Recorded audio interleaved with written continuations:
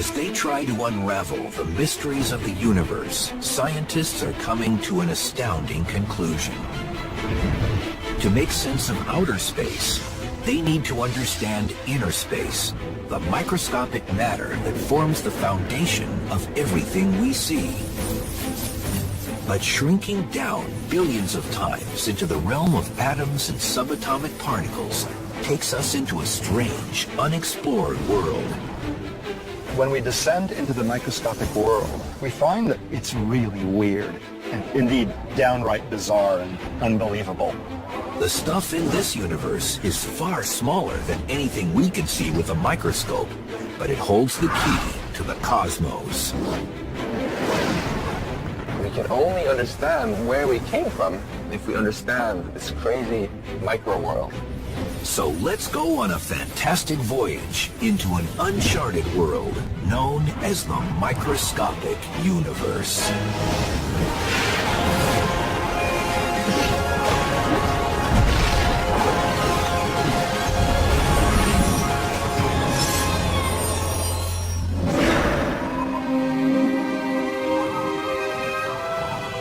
When people talk about the universe, they usually mean the vast expanse of space, billions of light years across, that they can see with radio telescopes and cosmic imaging. They think about stars and galaxies and planets and all the big stuff out there. You have astronomical bodies moving under the force of gravity. There are laws of nature, and you think that the laws are right once and for all. However, there is another universe, an unseen world that governs everything we see. When we go down in size, trillions of times smaller, to the microscopic world, the rules are much less intuitive than the ones we're used to from the large-scale world. The magic of the microscopic universe begins at about a 10/1000th of a meter, or the size of an atom. Matter behaves so differently at this level that scientists have developed an entirely new set of rules to describe what's going on. They call it quantum theory, and what it says is extraordinary. This baseball represents a subatomic particle, like an electron or a photon of light, that routinely does all sorts of weird, strange things in the microscopic universe. The subatomic version of this baseball can be invisible, can go through solid objects with ease, can be in multiple places at the same time, and can seemingly go backwards in time and change the past. This means I could throw this microscopic baseball to first base and to home plate at the same time, or change the seemingly predetermined outcome of a play while it's still going on. Now this is the stuff of science fiction, but really we know it to be true, or at least it appears to be true in our quantum world.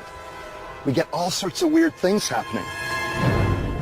If scientists can understand how these weird things work, they'll be able to put them to use in our everyday world, revolutionizing modern computing, and perhaps even allowing us to communicate across the cosmos instantly. The key to making these miracles come true is a process called quantum entanglement, and scientists are already harnessing this astounding discovery for both civilian and military purposes. In quantum physics, what happens to an object over here can instantly affect an object over here, and over here could be millions of miles away. This is how it works. When two subatomic particles interact, they can become entangled. That means their spin, position, or other properties become linked through a process unknown to modern science. If you then make a measurement of one of the particles, then that instantaneously determines what the behavior of the other particle should be. And when the experiment is done, it's found that indeed the other particle's quantum state is exactly determined once you've made a measurement of the partner particle's quantum state. That means if a scientist observes one entangled particle and forces it to spin clockwise, the other entangled particle will immediately start spinning in the opposite direction.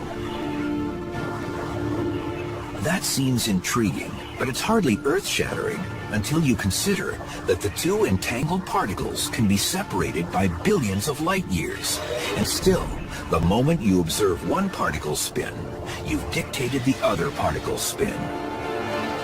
That's weird, because it may suggest that information has traveled instantaneously, faster than the speed of light, from one particle to another.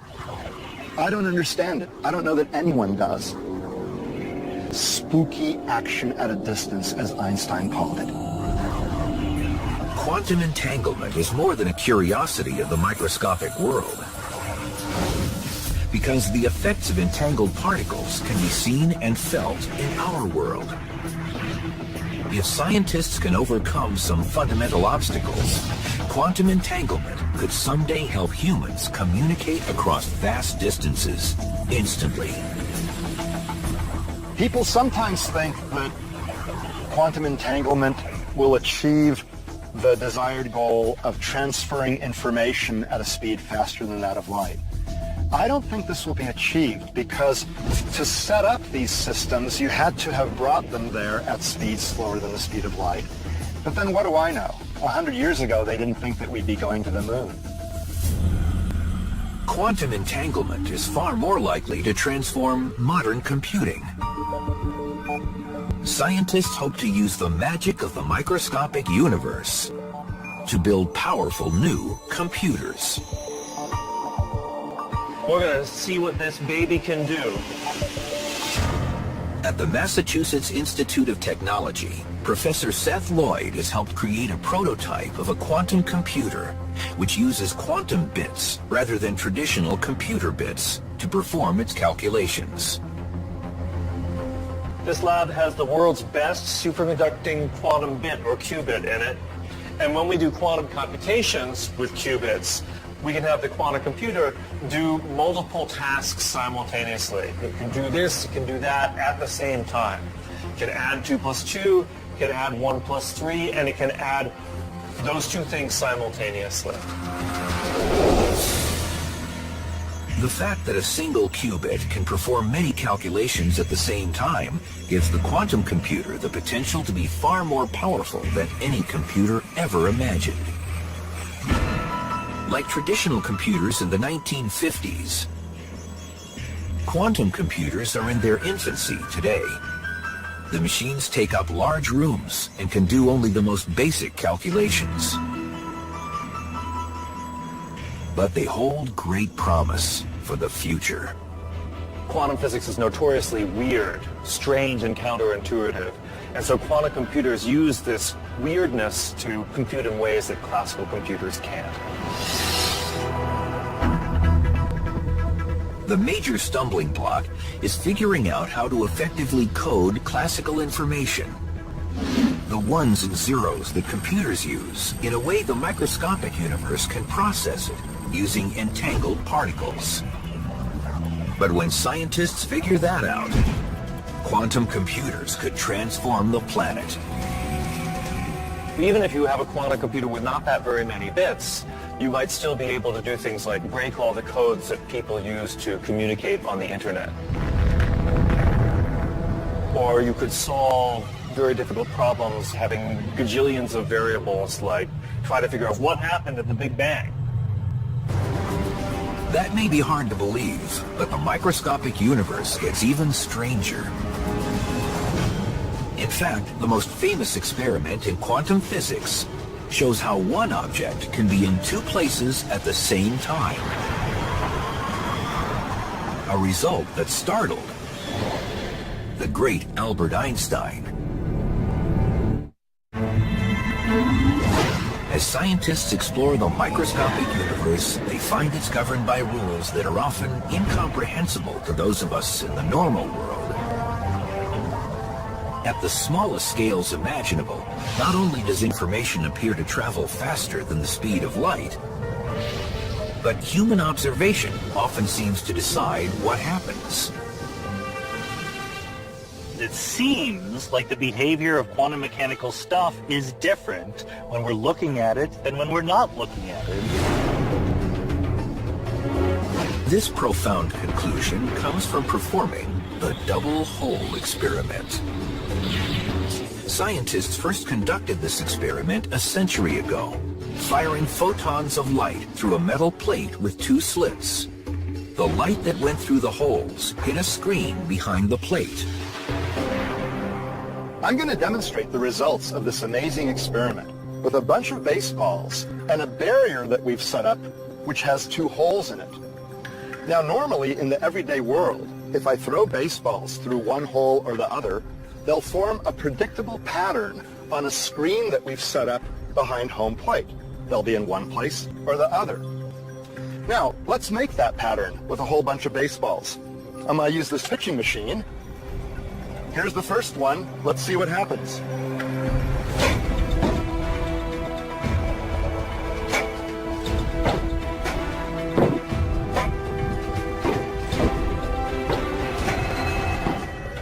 Now you see, the balls landed on the screen in two bunches, pretty much along a direct line from each of the two holes. That's natural. That's what we expect. But when we descend into the microscopic universe and use electrons, which are 10 trillion times smaller than baseballs, we get a very different, odd result when we perform this experiment. A pattern that you would expect if these were waves going through both holes at the same time and interfering with themselves. Well, we usually think of electrons as being particles. So how can they exhibit wave-like properties? These test results were confounding. The electron was a particle before it was fired at the screen, yet it formed a pattern on the screen, as if this single electron had gone through both holes at the same time. Does a microscopic particle spontaneously clone itself in midair? After years of study, scientists still don't know exactly what's happening. Probably the most magical thing is that in quantum physics, an object can be in more than one place at the same time.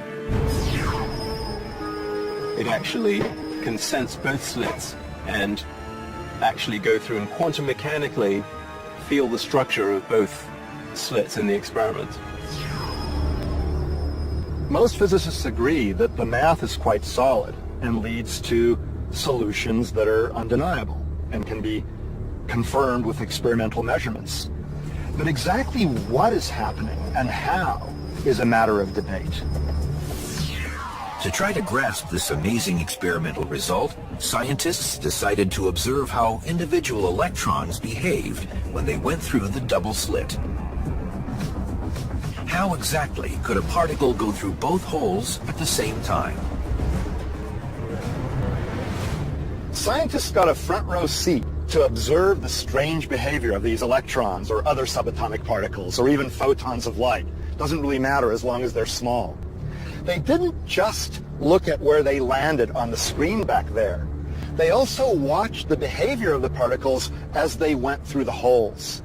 And then they saw something amazing.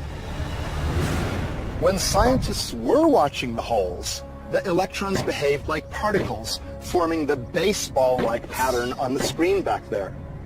But when the scientists weren't watching, then the electrons behaved like waves. They formed a pattern that looked like the interference pattern produced by waves on a screen. That's really strange. What you see depends on whether you're watching or not. If you're watching, you see the particle-like behavior, like baseballs. If you're not watching, you see a wave-like behavior, but not both at the same time. This was nothing less than astounding. Observation seems to change the nature of subatomic particles. Mysteriously, when we're not looking, things are waves. When we are looking, they look like particles. So even an electron, which seems to us like a particle, has wave-like properties when we're not looking at it. The fact that when we don't look, the electron appears to go through both holes, but when we do look, we always see it go through one hole or the other, is what we call the quantum enigma. How could our decision about whether to observe something change how that something acts? There is a technical explanation. To make an observation, you somehow have to interact with the system. For example, you have to shine light on it, which then bounces off and you observe the light. That's how we can tell that a baseball is here or there. We bounce light off of it. Well, for macroscopic particles, that doesn't disturb them very much. But for microscopic particles, the act of bouncing the light off of the particle changes where it is and how it's moving. So in the microscopic universe, where photons of light are about the same size as subatomic particles, these photons have a big impact when they illuminate the particles so we can see them. But this doesn't answer the question. Why doesn't the light simply change the direction of the subatomic particles? Why does observation actually change the nature of what is being observed? The short answer is we don't know. This is the fundamental mystery of quantum mechanics, the reason why quantum mechanics is difficult. Mysteriously, when we look at things, we see particles. And when we're not looking, things are waves. This is something we scientists have argued passionately about now for almost 100 years, and there's still no consensus. When they were first released a century ago, these test results were enough to unsettle the brightest mind in science. Einstein said, "I don't believe in quantum physics because I believe the moon is there even when I'm not looking at it." Einstein was, of course, referring to the implications of the theory that the moon really isn't anywhere until it's observed. However, the double hole experiment's mind-boggling conclusions don't end there. In recent years, technology has allowed scientists to perform a fascinating variation of the test. Its results call into question our perception of time itself. This is like a high-tech version of the double hole experiment. Electrons are being fired toward a barrier with two holes in it. But the scientists can delay their decision about whether to observe the electrons until after they've passed through the holes, but before they hit the screen. It's as though I'm on a baseball field, and there's a baseball being pitched toward the barrier with the holes in it. But my eyes are closed, so it goes through, and it behaves like a wave, but then at the last second before it hits the screen, I open my eyes and decide to observe it. At that moment, the electrons, in essence, become particles, and seemingly always were particles from the time they left the electron gun. So it's as though they went back in time to before they went through the holes and decided to go through one or the other, not through both as they would have had they been behaving like waves. That's really crazy. That's the enigma. That our choice of what experiment to do determines the prior state of the electron. Somehow or other, we've had an influence on it which appears to travel backwards in time. Scientists are only beginning to grasp what these microscopic mysteries mean for time travel and changing the past in our everyday world. But one thing is clear. The rules that govern this subatomic world hint at a universe that's just as mysterious as science fiction. In fact, quantum physics may suggest that reality is simply a figment of our imagination.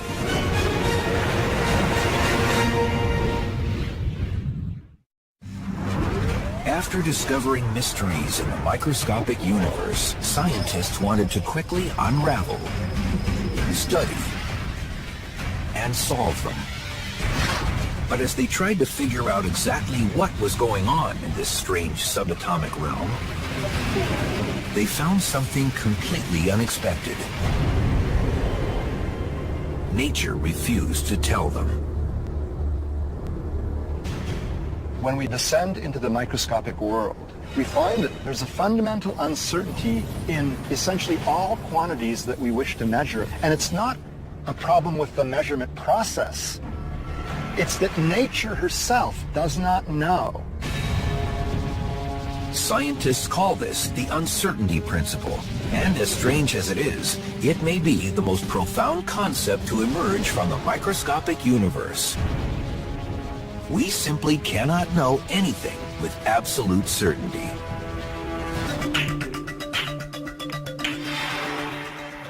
In our everyday world, we think we know a lot about the things around us. We can actually locate, for example, the position of this cue ball and strike it at a certain speed, which we know, and we can use that to collide it into other balls and go ahead and play a game of pool. But what actually happens if we shrink everything down trillions of times?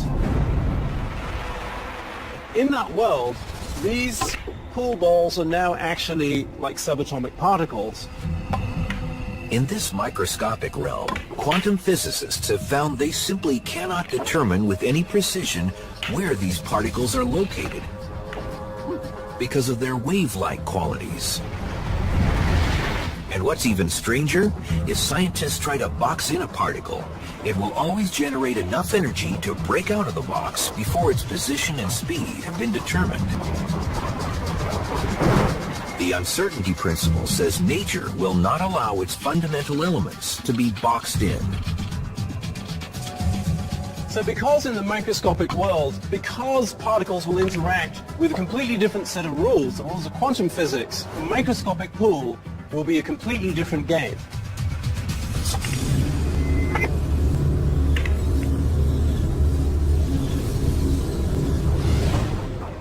The uncertainty of the microscopic universe extends far beyond the location of particles. It applies to everything, including a particle's energy. And this gives rise to a stunning phenomenon called quantum tunneling. In classical physics, if you throw a ball at a wall and you don't throw it hard enough, it won't go through the wall, it'll bounce back. But if it's an electron and you don't throw it hard enough to go through the wall, it might go through anyway. We call that quantum tunneling. How can this be possible? It may sound bizarre, but one way to explain quantum tunneling is that the uncertainty of the microscopic universe allows a particle to borrow energy from the future to breach the barrier and then pay it back after it gets to the other side.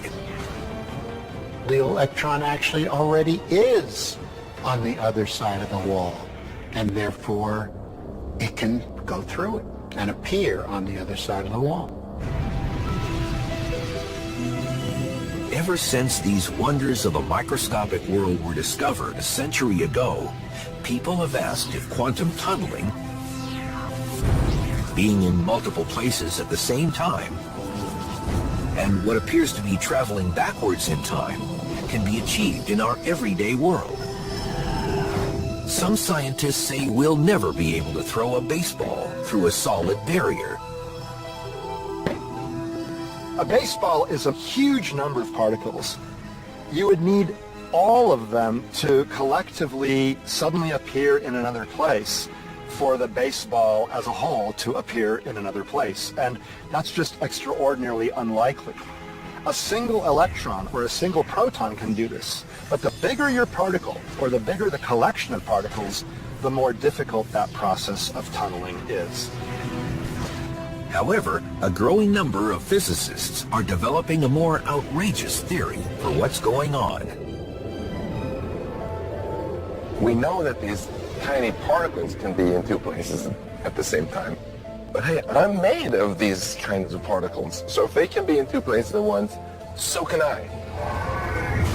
Scientists call this the many worlds interpretation of quantum physics. They say just like the electron in the double hole experiment, human beings are all in multiple places at the same time. They say anytime anyone makes a decision, we don't actually choose one option over another. Instead, we do them both, in slightly different versions of reality. What happens when you use your mind and your will to decide things is you end up actually making many choices at once, and all of them become realized in different parallel universes. The many worlds hypothesis of quantum physics says that when I throw a curveball, I do so only in this universe. In another universe, I might be throwing a fastball. And in still another one, I throw a knuckleball for the first time in my life. And in yet another universe, I heave this ball to the outfield. In the many worlds hypothesis, all of these choices are outcomes that occur in universes that are parallel to our own. Just not in ours, but in parallel universes. That's what the many worlds hypothesis tells us. This may sound far-fetched, but an impressive array of theoretical physicists believe it's the way the microscopic world works. If it's true, the implications of this startling theory go far beyond the baseball diamond.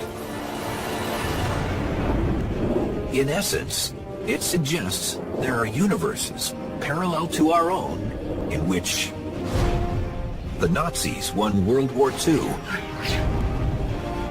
and in another, the American government foiled the 9/11 hijackers, so the World Trade Center still stands in Manhattan.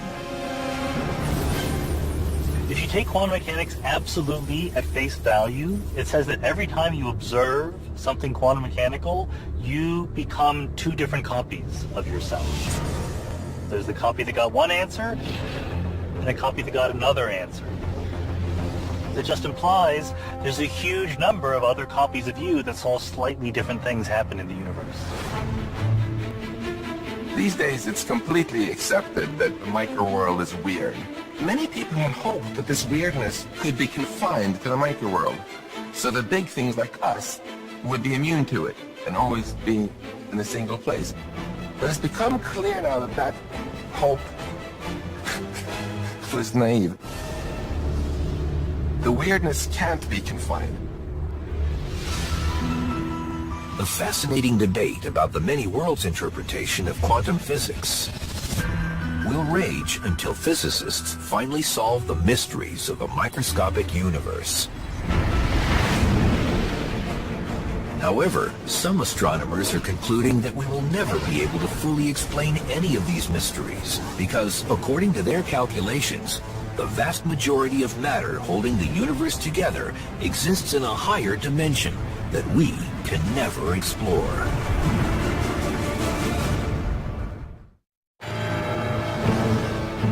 If there's anything in the microscopic universe stranger than quantum particles, it's the mysterious matter that scientists have never seen, but that plays a crucial role in the formation of planets, solar systems, and galaxies.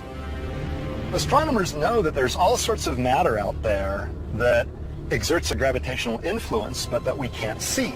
We call that dark matter. I wouldn't exist if there weren't for dark matter, because dark matter has this nurturing force of bringing things together to form structure, to form galaxies, which are absolutely necessary for life.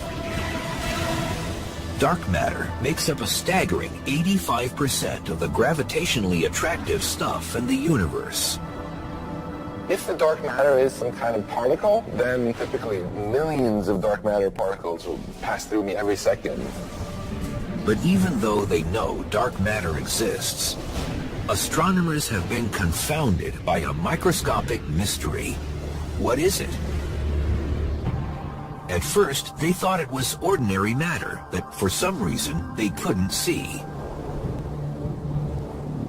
But what happened was astronomers went and took an inventory. We know how much ordinary matter there is in the universe. By ordinary matter, we basically mean atoms, things that are made out of protons, neutrons, and electrons, the elementary particles that go into making you, me, everything on Earth. And it just doesn't measure up. There's not nearly enough ordinary matter in the universe to make up the total. This conclusion was bizarre. How could most of the matter in the microscopic universe not be made of protons, neutrons, and electrons? It's been quite shocking to discover that these atoms actually make up just a small minority of all the stuff in the universe. There's 6 times more of an altogether different substance, which is invisible to us. It's interesting to think that science has brought us to the point where we realize not only are we not the center of the universe, we're not even made of the same stuff as the universe is made of for the most part. Most of the stuff in the universe is this dark matter, and it's some small particle beyond the reach of our direct detection. Some theoretical physicists speculated that dark matter might be made of neutrinos, tiny particles 1,000 times smaller than an electron that fit many of the known characteristics of dark matter. We know neutrinos exist, and they have mass, they contribute weight, so maybe we're done. But now it's turned out that they're not neutrinos. Most of the dark matter is probably not normal neutrinos because they travel very, very quickly, and they wipe out the formation of what's called large-scale structure, the clumping of material on the scale of galaxies early in the universe's history.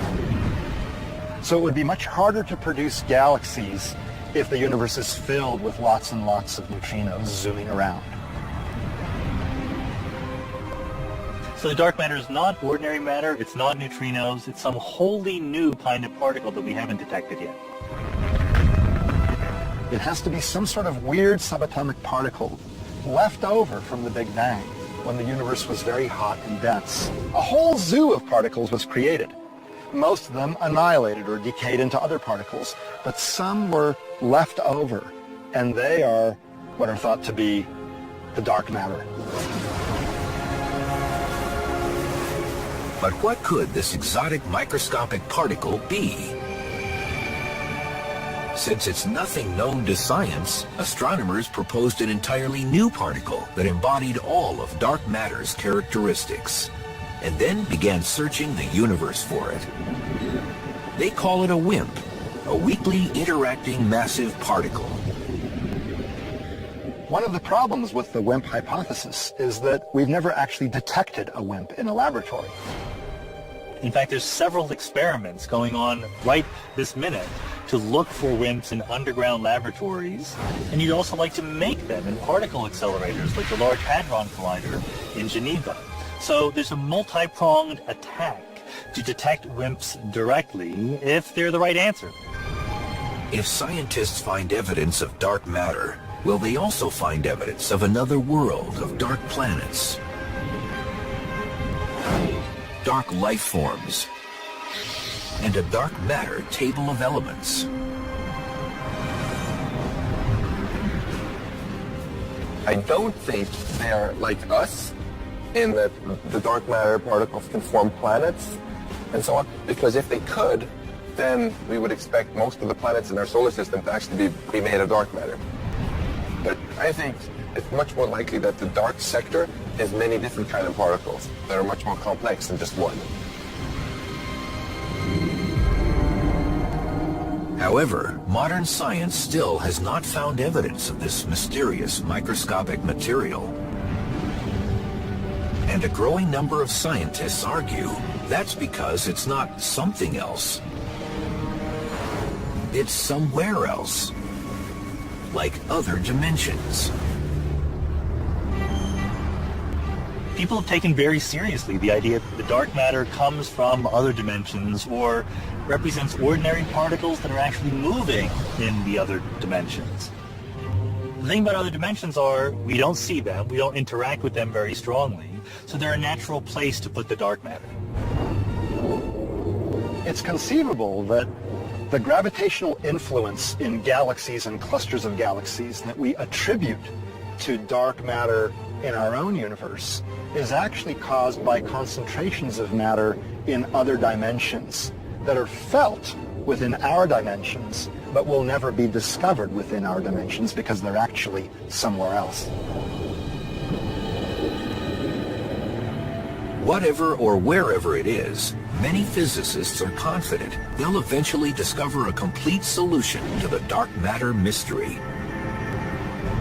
Unless, they say, it simply exists at an incredibly small size, far smaller than humans have ever been able to explore. That raises the question, what does exist at the smallest scales of the microscopic universe? That's what viewer Jason L. from Houston, Texas wanted to ask the universe. Jason, I'm glad you asked that question. The smallest things in the universe are the fundamental subatomic particles like electrons or the quarks that make up protons and neutrons or neutrinos. Now, all these particles are thought to be different vibrational modes of a little tiny entity called a string, a little tiny package of energy. And that then is the smallest thing from which everything else is made. Scientists have just started trying to explore strings and other incredibly small stuff in the microscopic universe. And what they've found offers tantalizing clues to a world beyond.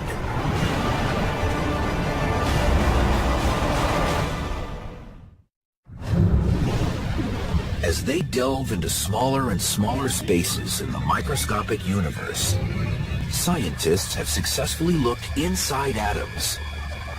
But what exists if we continue our fantastic voyage still deeper into this subatomic netherworld?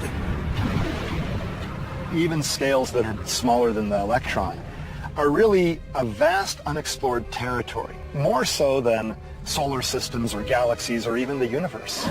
Because we can make observations of planets and stars and galaxies in the universe, but it's hard to conduct experiments that allow us to directly explore tiny scales in time and space.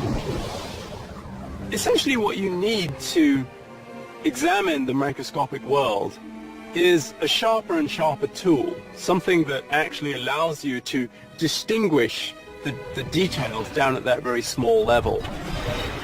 But as scientists try to probe spaces smaller than the atom, they cannot possibly focus enough light to illuminate them. They need something more powerful. To look more finely, you need more energy. We can go to incredibly small details using high-energy devices of various kinds. Now, the state of the art are actually particle accelerators. We use elementary particles to actually probe the structure of other elementary particles by colliding them together, letting them interact with each other, and seeing what comes out at various energy scales. So we can continue this process of examining smaller and smaller distances in space and time by actually going to higher and higher energy with collider experiments. However, the world's largest particle accelerators have not yet generated enough energy to probe things much smaller than the elementary particles inside atoms. Even so, scientists believe something exists at even smaller scales. At a size so tiny, the human mind cannot possibly comprehend it. Physicists are now trying to understand what's called the Planck length, 10 to the minus 33 power centimeters. That's 20 factors of 10, 20 orders of magnitude smaller than an electron. Now, an electron is yay big, and I exaggerate a lot. So the Planck length is just almost unimaginably smaller than any objects we can actually measure. Nevertheless, physicists are trying to deal with these scales, and that's what string theory is all about. String theory says that everything that we think of as a particle is actually a tiny vibrating loop of string. To get an idea of how tiny it is, I have here an eyedropper. We're going to put out 1 drop of water. that has about a trillion atoms of hydrogen and oxygen. Now imagine taking one hydrogen atom and blowing it up by 10 billion times. It becomes about half a meter across. And you might say, can we now see the individual strings inside that hydrogen atom? But the answer is no. We can continue to make it bigger, make one hydrogen atom the size of the solar system. The strings are still too small to be seen. It's only when we make that atom the size of our observable universe that a string becomes macroscopically large. If one hydrogen atom is as big as the whole observable universe, how big is a string? Only about the size of one of these trees. The amazing thing is that we human beings can even talk sensibly about what exists at this microscopic scale. Not only can scientists talk sensibly, they've also formulated theories about what happens down there. This is really one of the holy grails of all of science. We think that ordinary space and time cease to exist at the Planck length. What we don't know is what takes their place. We need to replace our idea of space itself by something more fundamental. Something that might involve different numbers of dimensions or just a different concept entirely. One possibility is that space at the Planck length resembles the grid on a football field. The yard lines are the fabric of our universe, and there's simply nothing in between. It could be that time jumps from one discrete point to another, and there are no steps in between. Like little quantum mechanical ants could tunnel from one spot on the grid to another spot on the grid without ever going into the intervening space in between. Why? Because there isn't any intervening space in between. Whatever exists at this incredibly small scale, most scientists believe that the concepts of space and time segue into another kind of universe where shrinking smaller is a meaningless concept. It could be that time and space are what we call emergent properties of the universe, but that if you go to very small spatial scales or very small intervals of time, the concepts of time and space break down. They don't make sense. Scientists say the conditions at the Planck length may be very similar to those that existed before the Big Bang, when everything in our universe was probably concentrated in a microscopic pinpoint.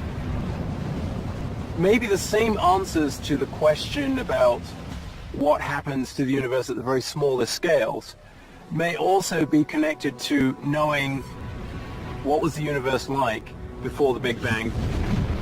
Did it just come into being at the Big Bang, or was there something different which then turned into the universe that we're familiar with at the Big Bang? These are all questions we don't know the answer to, but are all connected to the issue of what's going on at the Planck scale.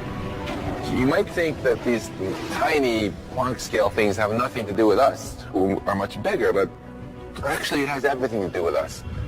It's our origins. Our entire universe, if we extrapolate backwards, would have been smaller than the Planck length. Whatever exists at the smallest scales of the subatomic world, and however these things behave, scientists say they must make sense of it all before they can possibly comprehend the